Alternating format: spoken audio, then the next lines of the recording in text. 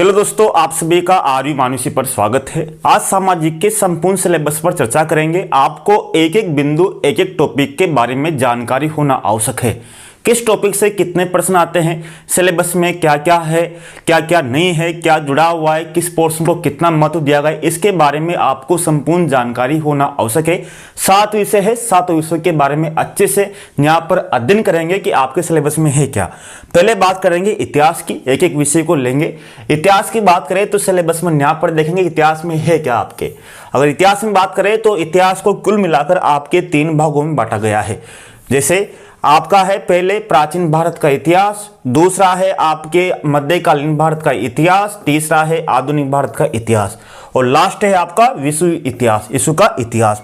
4 भागों में, यानी कि 3 में तो भारत के इतिहास के भागों को बांटा गया है और 1 भाग आपके विश्व का इतिहास है। अगर बात करें प्राचीन भारत का इतिहास में आपके कुल मिलाकर 6 टॉपिक है, मध्यकालीन भारत के इतिहास में 3 टॉपिक है, आधुनिक भारत के इतिहास में 4 टॉपिक है और विश्व के इतिहास में भी आपके 3 टॉपिक है। अगर प्राचीन भारत के इतिहास की बात करें तो आपको यहाँ पर देखना होगा, प्राचीन भारत के इतिहास में आपके यहाँ पर सिंधु घाटी सभ्यता, वैदिक सभ्यता, बौद्ध जैन धर्म, मौर्य की राजनीति और प्रशासन और मौर्य उत्तरकालीन कला, गुप्त साम्राज्य की बात की गई है। यानी कि मोटे मोटे तौर पर यहाँ पर बात कर सकते हैं कि यहाँ पर आपके सिंधु घाटी सभ्यता, वैदिक सभ्यता, जैन बौद्ध धर्म, मौर्य काल और आपकी गुप्त काल की बात की गई है। लेकिन इस पर आप जरूर ध्यान देना, मौर्य और मौर्य उत्तरकालीन कला, इस पर यहाँ पर क्योंकि बहुत से अभ्यर्थी यहाँ से छोड़ देते हैं तो आपको कला पर विशेष रूप से ध्यान देना है कि कौन सी कला का विकास कब हुआ। तो यहाँ से आपके 6 टॉपिक है, अच्छे टॉपिक से आपके कितने क्वेश्चन आते हैं इस पर भी आपको ध्यान देना होगा, मैं समझाऊंगा अभी। इसी तरह से अगर मध्यकालीन भारत के इतिहास की बात करें तो इसमें केवल आपके 3 टॉपिक है। नंबर 1 सूफी और भक्ति आंदोलन, दूसरा मुगल काल की प्रशासनिक कला स्थापत्य, तीसरा है शिवाजी की राजनीतिक उपलब्धियां। यहाँ पर आपके केवल 3 ही टॉपिक है। कितने? 3। आप यहाँ देखो, सूफी, भक्ति आंदोलन, मुगल काल और शिवाजी, यहाँ पर 3 टॉपिक है और यहाँ पर 6 टॉपिक है। तो दोनों का भार अंश, अंकों में भार अंश अगर आप पूर्व वर्षों को पेपर देखोगे तो इनसे उतने ही क्वेश्चन पूछे जाते हैं जितने पहले। जैसे यहाँ पर फिर लास्ट में दिखाता हूं आपको, आधुनिक काल के जो शुरुआत होती है 1857 क्रांति से होती है। उसके बाद में राष्ट्रीय कांग्रेस के जो प्रारंभिक अब जो चरण है, एक तो नरमवादी, उग्रवादी और क्रांतिकारी, तीनों का चरण आपको देखना है। इसमें सब नेता जाते हैं आपके। तो प्रारंभिक नरमपंथी, उग्रवादी आपके, इसी तरह गांधी जी का और 20वीं सदी में क्रांतिकारी गतिविधियां। इस तरह से आप देखोगे तो यहाँ पर आपके 4 टॉपिक के आधुनिक भारत के इतिहास में। और विश्व इतिहास में अमेरिका का स्वतंत्रता संग्राम, फ्रांस की क्रांति और रूसी क्रांति, आपकी 3 क्रांतियां दी हुई है। 3 क्रांतियों के बारे में देखना है। तो इस तरह से आपका ये आपके इतिहास का सिलेबस है। इतिहास का सिलेबस में देखें तो इस तरह से विश्व के इतिहास में 3 क्रांतियां हैं आपकी। कौन कौन सी? आपके एक तो अमेरिका क्रांति, फ्रांस की क्रांति, रूसी क्रांति, 3 टॉपिक यहाँ पर है। और 3 टॉपिक से हमेशा आपके 3 ही प्रश्न आते हैं, यानी कि तीनों से एक एक प्रश्न हमेशा आते हैं, आएंगे भी से आगे भी आएंगे। और प्राचीन भारत के इतिहास में 6 टॉपिक है, उनसे 5 क्वेश्चन आते हैं। मध्यकालीन जो भारत का इतिहास है उसमें 3 टॉपिक है, वहां से भी आपके 5 क्वेश्चन आते हैं। और जो आधुनिक भारत का इतिहास है वहां पर आपके 4 टॉपिक है, वहां से भी आपके 6 क्वेश्चन आते हैं। इस तरह से आपकी पूरा पार्टिसिपेशन है, आपके टोटल इतिहास में 19 प्रश्न आते हैं। अब मैं आपसे बोल रहा हूं कि आपके कितना, यानी कि आपके 6, 3, 4, 3, यानी कि कुल मिलाकर आपके 16 टॉपिक है इतिहास में। अब 16 टॉपिक आपको याद होना चाहिए कि आपके प्राचीन काल में कौन कौन सा टॉपिक है आपके, जैसे सिंधु घाटी सभ्यता है, वैदिक सभ्यता है, जैन बौद्ध है, मौर्य और गुप्त काल है। इसी तरह से मध्यकाल में क्या है, मध्यकाल सूफी और भक्ति आंदोलन है, आपके शिवाजी है, आपके मुगल काल है। इसी तरह से फिर आधुनिक काल में क्या है, तो आधुनिक काल में 1857 क्रांति से शुरुआत होती है आधुनिक काल की, जिसमें आपके नरमपंथी, उग्रवादी, क्रांतिकारी गांधी जी है। और इसी तरह से फिर आपके लास्ट में क्रांतियां हैं, इनके बारे में आपको पढ़ना है और आपको यहाँ से देखना है। अब मैं यहाँ प्राचीन भारत के इतिहास की बात करूँ तो आप देखना, जो आपके 6 टॉपिक है यहाँ से 5 क्वेश्चन आते हैं। तो बहुत सी बार आपको देखोगे 2022 के पेपर में, 2018 के पेपर में, तो आप वहां पर देखोगे तो अब 6 टॉपिक है, 6 में से 5 क्वेश्चन पूछेगा। तो मतलब ये है कि आप में से कोई ना कोई टॉपिक ऐसा रहेगा जहां से प्रश्न पूछा जाएगा। जैसे आपके सिंधु घाटी सभ्यता है, इससे आपके 2018 में एक भी क्वेश्चन नहीं आया, 2018 में एक भी क्वेश्चन नहीं आया। और वैदिक सभ्यता से 2022 में एक भी क्वेश्चन नहीं आया, यानी कि यहां से तो कोई टॉपिक ऐसा रहेगा जहां से एक भी क्वेश्चन नहीं आएगा। और बौद्ध और जैन धर्म तो वो है जो आपके दर्शन शास्त्र में भी है, दर्शन शास्त्र में इनको आपको पढ़ना पड़ेगा, जैन और बौद्ध धर्म को, तो वहां पे भी आपको क्लियर हो जाएगा। ठीक है, तो इस तरह से आपको यहाँ पर मिलेगा। और बाकी जितने भी टॉपिक है जो आपके इतिहास में बचे, वहां से प्रत्येक टॉपिक से आपके क्वेश्चन आएगा। इतिहास का सिलेबस पर चर्चा कर ली, अगले विषय की बात करते हैं। अगले विषय की बात करेंगे अर्थशास्त्र की। अर्थशास्त्र में बहुत से अभ्यर्थी ऐसे होते हैं कि जिन्होंने पहली बार अर्थशास्त्र पढ़ते हैं। अर्थशास्त्र की आपको समझ होना आवश्यक है। अर्थशास्त्र को आपको एक बात ध्यान रखना, किसी भी विषय को आपको छोड़ना नहीं है। अगर आप छोड़ोगे तो वही आपकी सबसे बड़ी कमजोरी है। यानी कि अभी जो समय है, समय का उपयोग करते हुए आपको जो कमजोर विषय है उसको आप पकड़ बनाइए, आप उसको सिंपलीफाई कीजिए। तो आपको यहाँ पर समझना होगा। अगर देखें तो अर्थशास्त्र के जो विषय है उसको 4 भागों में बांट सकते हैं, 4 या 5 भागों में बांट सकते हैं। देखो यहाँ पर मैंने यहाँ पर 4 भागों में बांटा है। नंबर 1 विषय राष्ट्रीय आय। राष्ट्रीय आय के बारे में आपको, जैसे आपको जीडीपी क्या है, आपके एनडीपी क्या है, आपके एनएनपी क्या है, या आपके जीएनपी क्या है, या आपकी जो ये चीजें हैं, इन चीजों के बारे में पहले आपको याद होना चाहिए। साथ में आपकी जो साधन लागत है क्या होती है, आपके बाजार लागत क्या होती है, इनके बारे में आपको याद होना चाहिए। मूल्य क्या है, इनके बारे में अगर आप समझ कर लोगे तो मैंने पढ़ा भी रखा है आपको, उनको आपको समझना है राष्ट्रीय आय के बारे में, तो यहाँ से आपके संपूर्ण हो जाएगा। ठीक है। अगर बात करें तो आपके दूसरा टॉपिक है उपभोग फलन और उपभोक्ता साम्य, ये वाला। तीसरा है मुद्रा पूर्ति के माप, मुद्रा पूर्ति की अवधारणा और साख की अवधारणा, इसमें भारतीय रिजर्व बैंक आ जाएगा। आरबीआई की जो जितनी भी साख प्रणाली है, किस तरह से कार्य करता है, मुद्रा पूर्ति क्या है, मुद्रास्फीति क्या है, वो वाला तीसरा टॉपिक है। यानी कि पहला कौन सा राष्ट्रीय है, दूसरा उपभोग फलन उपभोक्ता साम्य, मुद्रा पूर्ति की अवधारणा, साख की अवधारणा, और तीसरा है आपका, चौथा है केंद्रीय प्रवृत्ति के माप। इसमें आपके माध्य आ जाएगा, इसमें माध्यिका आ जाएगी, इसमें आपके बहुलक आ जाएगा। ये इस तरह से आपके इसमें आएगा। तो इसमें कुछ सूत्र आएंगे, वो आपको याद करने। ये आपका जो नवीनतम टॉपिक है केंद्रीय प्रवृत्ति के माप, पहले नहीं था, 2018 में ये आपके टॉपिक बिल्कुल नहीं था, ये तो इस बार जोड़ा गया है। और लास्ट है आपका जो 5वां टॉपिक है, वो कौन सा है, आपके नीति आयोग है, मानव विकास सूचकांक है, सतत विकास है, हरित लेखांकन है। ये 4 टॉपिक है। अब इनमें से आपको सबको याद करना है, यानी कि आप 5 भागों में बांट सकते हो। 5 भागों का मतलब है कि प्रत्येक भाग से आपके 3 या 4 क्वेश्चन तो आएंगे, इसे 3-4 क्वेश्चन आएंगे। नीति आयोग के बारे में आपको करंट में देखना है। मानव विकास सूचकांक, जैसे आपके मानव विकास सूचकांक का जो विकास 1990 में हुआ, बाद में मानव विकास सूचकांक 3 पैमानों के आधार पर जारी किया जाता है। तो इसमें भारत की जो मानव विकास सूचकांक, भारत की रिपोर्ट है, किस किस के आधार पर किया जाता है। इसी तरह सतत विकास जो लक्ष्य बनाए गए हैं, जो संयुक्त राष्ट्र संघ ने 2015 में, उन सतत विकास लक्ष्य को प्राप्त करने के लिए कौन कौन सी वर्तमान योजनाएं चल रही है, उनके बारे में आपको देखना है। इसी तरह से हरित लेखांकन का मतलब ये होता है कि जो यानी कि जो संसाधनों का उपयोग कर रहे हैं, उसका उपयोग करने के लिए हमने यानी कि पर्यावरण का कितना नुकसान पहुंचाया, यानी कि जिन संसाधनों का अपन उपयोग कर रहे हैं, उन्हें उपयोग करते समय हमने यानी कि पर्यावरण का कितना नुकसान पहुंचाया, कितनी क्षति पहुंचाई, उसका आंकड़ों का संग्रहण करना। यानी कि जो भी विकास होगा वो किसी न किसी तरह से, जैसे मान लीजिए आज आप होटल बन रहे हैं, तो होटल बनेंगे तो किसी न किसी तरह से आपका वनों की सफाई की जाएगी, या फिर पहाड़ों पर जाकर बसाए जाएंगे, तो किसी न किसी तरह से पर्यावरण को नुकसान हो रहा है। तो जितना भी विकास हुआ, उस विकास में पर्यावरण को कितनी क्षति पहुंची, पर्यावरण को कितना नुकसान हुआ, उसका लेखा जो का ही हरित लेखांकन कहलाता है।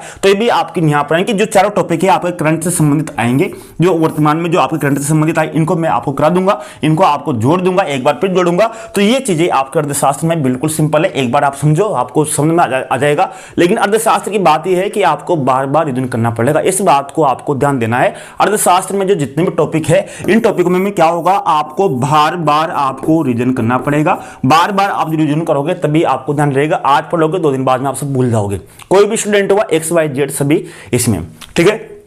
ये अर्थशास्त्र की बात हुई, तो ये आपके अर्थशास्त्र का सिलेबस है, इस बात को आपको यहाँ पर ध्यान देना है। इसके बाद में जो तीसरा विषय है दर्शन शास्त्र है। दर्शन शास्त्र की बात करें तो ये दर्शन शास्त्र को भी केवल 2 भागों में बांटा गया है, भारतीय दर्शन और पश्चिमी दर्शन। भारतीय दर्शन में बात की गई है, अगर भारतीय दर्शन की बात करें तो इसमें दर्शन शास्त्र में आपके केवल कितने टॉपिक है, 8 टॉपिक ही है। जैसे भारतीय दर्शन और आपके पाश्चात्य दर्शन। भारतीय दर्शन में वेद उपनिषद है, जैन बौद्ध धर्म है, गीता है, गांधी जी है। इसी तरह पाश्चात्य दर्शन में सुकरात, देकार्ते, कांट, सुखवाद, उपयोगितावाद है, और लास्ट आपका जो दंड का जो सिद्धांत है वो है। तो इस तरह से आपके ये 2 भागों में बांटा गया है, भारतीय दर्शन और पश्चिमी दर्शन। इनकी अलग अलग किताबें भी आती है, वहां से पढ़ सकते हो।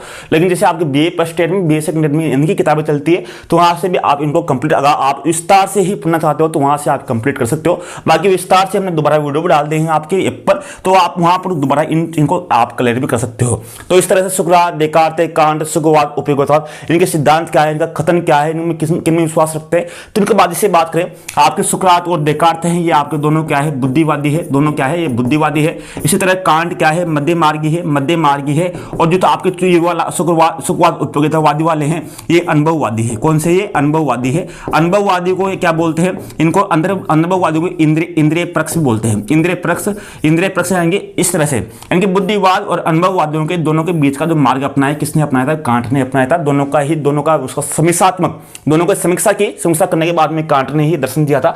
तो इस तरह से आपको यहाँ पर देखना है। इसी तरह वेद, उपनिषद, जैन, बौद्ध, गीता, गांधी के बारे में आपको देखना है। इन यहाँ पर आपके दो दिए हुए हैं, दोनों से ही बराबर क्वेश्चन आते हैं आपके यहाँ पे बराबर का मतलब है कि आपके 8 क्वेश्चन यहाँ से आएंगे, 8 क्वेश्चन यहाँ से आएंगे दोनों से, और बचे जो क्वेश्चन है आपके अलग से आ जाएंगे। जैसे दंड का जो सिद्धांत है, तो दोनों से बराबर यहाँ पर आपके क्वेश्चन आते हैं। इस तरह से आपको बांटा गया है। तो इस तरह से आपको यहाँ पर देखना है कि सिलेबस में है क्या, यानी कि आपके दिमाग में सब जाना चाहिए कि सिलेबस में है क्या आखिर में। बात करेंगे अगले विषय की, लोक प्रशासन की। लोक प्रशासन की बात करें तो इसके लिए आपका सिलेबस सीमित है। सीमित का मतलब यह है कि इसमें देखोगे तो आपके लोक प्रशासन का अर्थ, क्षेत्र, मार्ग, प्रकृति और महत्व, विकास, यानी कि इनको अच्छे से देखना है आपको।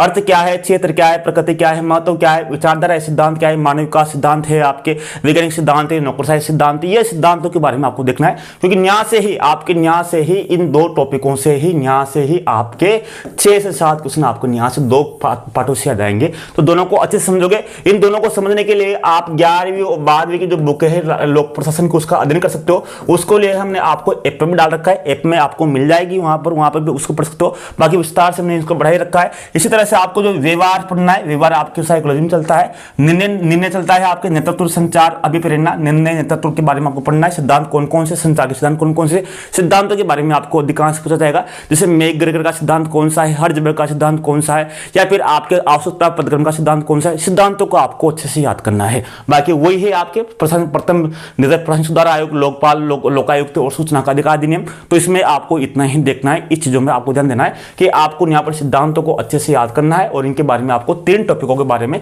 इन 3 टॉपिकों के बारे में अच्छे से आपको यहाँ पर अध्ययन करना है। लोक प्रशासन के बारे में यह है। इसके बाद में राजनीति विज्ञान की बात करें। राजनीति विज्ञान भी एक आपको यहाँ समझना होगा। राजनीति विज्ञान के बारे में वैसे अधिकांश सिलेबस आपके जीके फर्स्ट पेपर के समान है, केवल इसमें राजनीति सिद्धांत को, यानी कि इसको भी 3 भागों में बांटा गया है। राजनीति सिद्धांत को भी आपको 3 भागों में बांटा गया है। कितने में? 3 भागों में। जो आपके बीए, जिसे बात करें बीए फर्स्ट ईयर में आपके कौन चलती है? आपका राजनीति सिद्धांत चलता है। बीए सेकंड ईयर में, यानी कि बीए फर्स्ट ईयर में ये, बीए सेकंड ईयर में भारत का संविधान, और बीए थर्ड ईयर में आपके अंतर्राष्ट्रीय संबंध चलता है। तो 3 भागों में बांटा गया है। नंबर 1 राजनीति सिद्धांत, इसमें आपके 4 टॉपिक है, और इसमें भारतीय संविधान में 7 टॉपिक है, अंतरराष्ट्रीय संबंध में 3 टॉपिक है। अब तीनों से अलग अलग क्वेश्चन आते हैं, लेकिन जो सर्वाधिक क्वेश्चन आते हैं राजनीतिक सिद्धांत से आते हैं। राजनीतिक सिद्धांत से आपके 9 क्वेश्चन आते हैं। तो यहाँ पर आपको देखना है राजनीतिक सिद्धांत में क्या क्या है। अगर राजनीतिक सिद्धांत की बात करें तो इसमें राजनीतिक सिद्धांत में नंबर 1 क्या है आपके यहाँ पर परंपरागत और आधुनिक दृष्टिकोण है, प्रकृति है, क्षेत्र है, इसके बारे में पढ़ना है। राज्य का अर्थ, प्रकृति सिद्धांत, उत्पत्ति के सिद्धांत कौन कौन से हैं, कार्य कौन कौन से, उसके बारे में देखना है। और जो आधारभूत अवधारणा है कौन कौन सी, शक्ति की है, वैधता की है, संप्रभुता की है, सत्ता की है, स्वतंत्रता की है, अधिकार की है, समानता की और न्याय की है। यानी कि 5 अवधारणाएं तो ये है और 3 अवधारणाएं हैं, यानी कि कुल 8 अवधारणाओं के बारे में आपको ध्यान होना चाहिए। तो 8 अवधारणाएं तो ये है, और आपके यहाँ पर जो राज्य और सिद्धांत के बारे में यहाँ पर देखना है, जिसमें से आपके इन चारों से ही आपके कुल मिलाकर 9 से 10 क्वेश्चन आपके यहाँ से आएंगे। 9 से 10 क्वेश्चन यहाँ से आएंगे। बाकी भी पूरा आपके संविधान है, जिनके बारे में आप जीके फर्स्ट पेपर में पढ़ते हो। और अंतरराष्ट्रीय संबंध में आपकी क्या है, वही विदेश नीति, नेहरू का योगदान, पड़ोसी देशों के साथ संबंध और संयुक्त राष्ट्र संघ, जो आपके जीके में मिलते हैं। 3 टॉपिक है, और तीनों से ही आपके 3 से 4 क्वेश्चन आएंगे।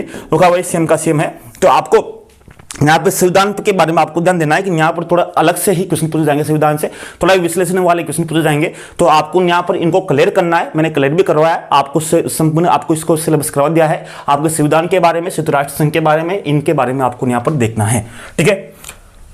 भूगोल के बारे में, भूगोल भी आपके 3 भागों में बांटा गया है। भूगोल कौन कौन सा, अगर भूगोल में देखोगे तो भूगोल को भी आपके 3 भागों में बांटा गया है। कौन कौन सा? नंबर 1 है आपके भौतिक भूगोल, वही आपके बीए फर्स्ट ईयर में चलता है। इसी तरह आपके सेकंड ईयर में आपके भारत भूगोल चलता है, जिसके भूगोल है, जिसने बीए की उसको पता है। और जिसके थर्ड ईयर में भी आपके राजस्थान भूगोल चलता है। यानी कि आपके प्रत्येक विषय को अलग अलग भागों में बांटा गया है। भौतिक भूगोल से जिस तरह से आपके राजनीतिक सिद्धांत में, राजनीति विज्ञान में हमने बात की थी, राजनीति विज्ञान में हमने बात की थी कि राजनीतिक सिद्धांत से आपके कुल मिलाकर कितने क्वेश्चन क्वेश्चन आपके 10 क्वेश्चन आएंगे, 9 से 10 क्वेश्चन पूछे जाएंगे। उसी तरह से आपके भौतिक भूगोल में भौतिक भूगोल से ही आपके 10 क्वेश्चन पूछे जाएंगे। बाकी जैसे हमने बात की कि आपके भारत के संविधान से, जैसे भारत का जो संविधान था, भारत के संविधान से आपके कितने क्वेश्चन आएंगे, आपके 5 क्वेश्चन आएंगे, 5 अच्छे क्वेश्चन आएंगे। उसी तरह से भारत के भूगोल से 5 क्वेश्चन आएंगे और राजस्थान भूगोल से 4 क्वेश्चन आएंगे। इसी तरह मैंने बताया आपके अंतरराष्ट्रीय संबंध से भी आपके 3 या 4 क्वेश्चन आएंगे। यानी कि बिल्कुल वैसा का वैसा सिलेबस है जैसे आपके राजनीति विज्ञान का था। यानी कि इसमें भौतिक भूगोल महत्व दिया गया है और उसमें आपके राजनीतिक सिद्धांत को महत्व दिया गया है। दोनों का सिलेबस वैसा ही है। तो इसमें आपको पूरा सिलेबस याद होना चाहिए कि भौतिक भूगोल में क्या क्या सिलेबस है और आपके भारत का भूगोल में क्या क्या सिलेबस है। अगर सिलेबस की बात करें तो भौतिक भूगोल में सिलेबस देखना आप आराम से अगर देखोगे तो पृथ्वी की गतियां, उनके प्रभाव, अक्षांश देशांतर रेखा, पृथ्वी की आंतरिक संरचना, महाद्वीप महासागरों की उत्पत्ति, भूकंप, ज्वालामुखी, सुनामी, वायुमंडल का संगठन संरचना, सूर्य ताप, उष्मा संतुलन, तापमान वितरण, वायुदाब पेटियां, पौने, महासागरीय धाराएं, ज्वार भाटा, प्रवाल भित्तियां, इन सभी के बारे में मैंने आपको विस्तार से पढ़ा रखा है। आपकी पूरे वीडियो जोड़ रखे तो इनका विशेष रूप से अध्ययन कर लो। और भारत के जो भूगोल है उसको मैंने आपको एनसीईआरटी बुक जोड़ रखी है। राजस्थान भूगोल के लिए भी आप विशेष अध्ययन कर सकते हो। तो ये आपके भारत का भूगोल और राजस्थान का भूगोल जीके में दोनों में समान है। जिस तरह से मैंने आप उसने यहाँ पर एक बात ध्यान देना, आपको यहाँ पर विशेष रूप से एक बात ध्यान देनी है। मैंने यहाँ पर बताया कि आपकी भारत का भूगोल, यानी कि जैसे मैंने यहाँ पर बात की तो आपको यहाँ पर एक बात ध्यान देनी है। क्या ध्यान देनी है? अगर मैं राजनीति विज्ञान की बात कर रहा हूँ, राजनीति विज्ञान की बात करूँ राजनीति की, तो इसमें आपके क्या क्या है, आपके इसमें एक तो है राजनीति सिद्धांत, राजनीति सिद्धांत है। दूसरा आपके यहाँ पर है कौन टॉपिक, पहला टॉपिक तो क्या राजनीति सिद्धांत, दूसरा है आपके संविधान और तीसरा है आपके अंतर्राष्ट्रीय संबंध। क्या है? अंतर्राष्ट्रीय संबंध। ठीक है, ये आपके राजनीति विज्ञान में है। यानी 3 टॉपिक है ये इस तरह से। अगर फिर मैंने आपसे कहा कि भूगोल की बात करूँ तो भूगोल में भी आपके अगर बात करूँ तो भूगोल में भी आपके 3 टॉपिक है। कौन कौन सा? नंबर 1 है आपके भौतिक भूगोल, दूसरा है आपके यानी कि भौतिक भूगोल है, और दूसरा आपका कौन सा है आपके यहाँ पर भारत का भूगोल है, ये भारत का भूगोल, और तीसरा आपके यहाँ पर राजस्थान का भूगोल है। यानी कि ये आपके टॉपिक है। अब मैंने कहा कि दोनों टॉपिक, इन दोनों से ही आपके इन दोनों विषय में दोनों से ही आपके 9 से 10 क्वेश्चन आएंगे और यहाँ से आपके 4 से 5 क्वेश्चन आएंगे, 4 से 5 क्वेश्चन आएंगे और यहाँ से भी आपके 4 से 5 क्वेश्चन आएंगे। ये समानता है। और इसी तरह से अगर आप देखोगे तो आपके इन दोनों में समानता क्या है कि इन संविधान और भारत ये आपके जीके में भी है। इसी तरह से अंतर्राष्ट्रीय संबंध, राजस्थान का भूगोल, ये दोनों भी जीके में है। यानी कि आप देखो बिल्कुल समानता है, जीके और राजनीतिक विज्ञान भूगोल में बिल्कुल समानता है। इसके दोनों पार्ट है, यानी कि जो पिछले वाले दोनों पार्ट है भूगोल राजनीतिक विज्ञान के, वो सेम टू सेम आपको जीके में मिल जाएंगे और आपको यहाँ एसएसटी मिल जाएंगे। तो दोनों में फायदा मिलेगा, केवल आपको इन दोनों पर विशेष ध्यान देना है। ये दोनों में समानता है। इस तरह से आपको यहाँ पर चीजों को देखना है। लास्ट है आपके समाजशास्त्र। समाजशास्त्र को देखोगे तो समाजशास्त्र को पढ़ने से पहले आपके दिमाग में एक बात स्पष्ट होनी चाहिए कि समाजशास्त्र में सिलेबस है क्या। सिलेबस तो आपको पता है, लेकिन एक बात पहले आप देख लेना कि समाजशास्त्र में कुल मिलाकर आपकी जो 9 से 10 क्वेश्चन, 9 से 10 की जो प्रश्न है, अगर आपके समाजशास्त्र में कुल मिलाकर 18 प्रश्न आते हैं, 18 प्रश्नों में से आपके 9 से 10 प्रश्न आपके केवल किससे आते हैं? आपके 4 से 5 क्वेश्चन तो आपके हमेशा परिभाषाओं के आएंगे और 4 से 5 प्रश्न आपके पुस्तक लेखकों के आएंगे। यानी कि इस बात को ध्यान देना कि समाजशास्त्र में आप परिभाषाएं और पुस्तकों को अवश्य रट ले, क्योंकि 9 से 10 क्वेश्चन आपके वहां से आएंगे। इस बात को आपको ध्यान देना है। समाजशास्त्र की विशेष बात रूप से यह है। तो पूर्व वर्षों के प्रश्नों को आप देखोगे तो इस तरह से आपको 9 से 10 क्वेश्चन मैं अलग एक आपके ऐप में वीडियो जोड़ दूंगा कि आपकी परिभाषाएं कौन कौन सी है, आपके पुस्तक कौन कौन सी, उनको आपको देखना है। तो समाजशास्त्र का सिलेबस यही है: जाति वर्ग सामाजिक समस्याएं, वर्ण आश्रम धर्म पुरुषार्थ विवाह परिवार, मूल अवदान है, समाज सामाजिक समूह स्थिति भूमिका सामाजिक परिवर्तन और समाज का अर्थ। लेकिन यहाँ सिलेबस सिंपल लग रहा है, लेकिन इस बात को ध्यान रखना है कि 9 से 10% आपकी किताबों से और परिभाषाओं से आएंगे। तो ये आपका सिलेबस है सामाजिक का। आप इसको संपूर्ण समझ गए, आपके दिमाग में फिट बैठ गया होगा कि मैं पढ़ना क्या है क्या नहीं पढ़ना। एक बार आपका सिलेबस हो जाए कंप्लीट, यानी कि आपको सिलेबस आपको कंप्लीट आपके दिमाग में चलना चाहिए, फिर बाद में अगर आप पढ़ोगे बहुत आसान हो जाएगा। और इसके लिए हम आपके लिए प्रयास करते रहेंगे। धन्यवाद, नमस्कार, जय हिंद दोस्तों।